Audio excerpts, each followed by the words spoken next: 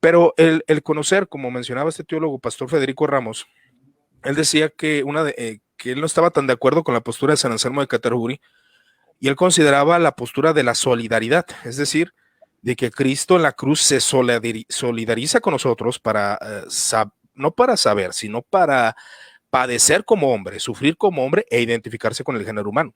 Eso también es parte de una teoría de la expiación. Y si nosotros nos encasillamos nomás a una definición de cierto sector doctrinal, que suele ser mucho, vamos a reducir la obra redentora de Cristo, o al menos en nuestra mente, de manera teológica, porque realmente nadie es salvo por comprensión de todas estas cosas. Ujú. Pero al menos aquellos que tienen el deseo de aprender, así como Job, que tiene sus 1000 libros ahí atrás y es lector y todo esto, pues va a abrir una expansión de su conocimiento. Entonces, es interesante saber que todas estas propuestas de la nueva perspectiva de Pablo es un debate, y pues a mí me da un poco de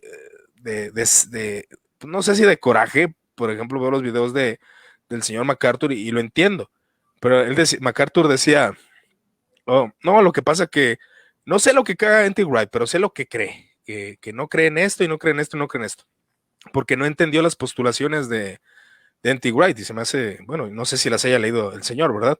Ujú. Pero si tú te fijas, estos análisis nos llevan a comprender más las postulaciones de la perspectiva paulina, ¿no? Y referente a su centro de su predicación, que no era Lutero. Es que cometemos ese error, tomamos a Lutero y creemos que Lutero, aunque sí, él decía que San Agustín era el mejor intérprete de Pablo, realmente de quien bebía Lutero no era de Pablo mismo, sino de San Agustín. Y esa es la problemática que ellos tratan como de demostrarlo en el mundo académico. Y lo que tú decías ahí, precisamente cuando Wright lo dice en su libro del verdadero pensamiento de Pablo, que aquí lo tengo, ahí, él menciona que lo que tú dijiste, nadie es salvo o entra hacia el aspecto de la redención por su comprensión de la justificación. Porque imagínese usted, si fuera así, tenemos muchísimos cristianos que no, que no serían parte de la salvación, ¿no? Como mencionábamos a un principio a McGrath, ¿cómo puedes ver el desarrollo de la justificación?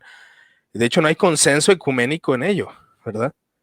Y es donde nosotros tenemos que tratar de ver quién tiene la autoridad de llamar herejía a algo. Job tendrá Ujú. la autoridad, yo mucho menos, somos dos cristianos que nomás estamos haciendo un vivo, pero, pero ¿quién tiene la autoridad realmente de llamar herejía a algo? Porque si una tradición ve algo que va en contra de su tradición y ya llama herejía a algo, pues es algo que usted tiene que analizar, ¿no? ¿O tú qué piensas de eso, Job? Sí, a la ligera, hoy en día se utiliza la palabra herejía, ¿no? Ya es más que nada un no estoy de acuerdo y eres un hereje, ¿no? Se utiliza muchas veces con ligereza tal palabra, ¿no? Tal designación hacia los hermanos. Es importante que si no están de acuerdo con la nueva perspectiva de Pablo, al menos la conozcan bien. De verdad que cuando ves las conclusiones de Wright, Dunn y Sanders, no están muy lejanas de la antigua perspectiva. Sus conclusiones, de hecho, están muy cercanas. Donde difieren es en algunas definiciones, en algunas interpretaciones de ciertos textos, pero la realidad es que las conclusiones no están lejanas. Más bien es como que se hace una cadena, ¿no? De alguien que yo admiro le dijo hereje y entonces, pues, de ahí todos los demás le siguen la cadena sin Sí, ellos mismos consultar, ¿no? Lo que se está diciendo. Eh, ese es el ajá. problema. Yo creo que es el problema del mundo cristiano, que digo, no sé, yo respeto mucho a R.C. Sproul y a MacArthur, pero bueno, a R.C. Sproul, pero, pero, pero sí, creo que no sé si ellos habrán leído los libros o si habrán tenido tiempo de leer los libros. Me pone mucho a dudar, la verdad. Pero bueno, en eso tienes mucha razón. O sea, no podemos llamar hereje discriminadamente a alguien sin conocer realmente quién tiene la autoridad y quién es un hereje realmente. Que yo lo he visto, al menos de los primeros concilios ecuménicos, nos define quién es un hereje, ¿no? Quién está en contra realmente de la fe cristiana. y creo que tenemos que ser muy entendidos, al menos de tener la decencia de leer un libro como el del verdadero pensamiento de Pablo, que al principio pues no detectas, y que si quieres aprender del judaísmo, aún del fariseísmo chamaíta, del fariseísmo geleíta, de cuál era su postulación, que N.T. Wright lo dice precisamente, que él creía que el protopelagianismo estaba en el fariseísmo, cuando pues no es así. Realmente había un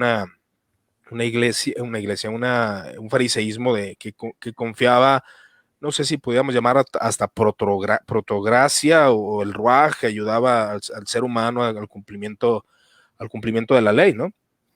Y las problemáticas de que si esto es herejía, que si esto es no, tenemos que pues tratar de ver en la historia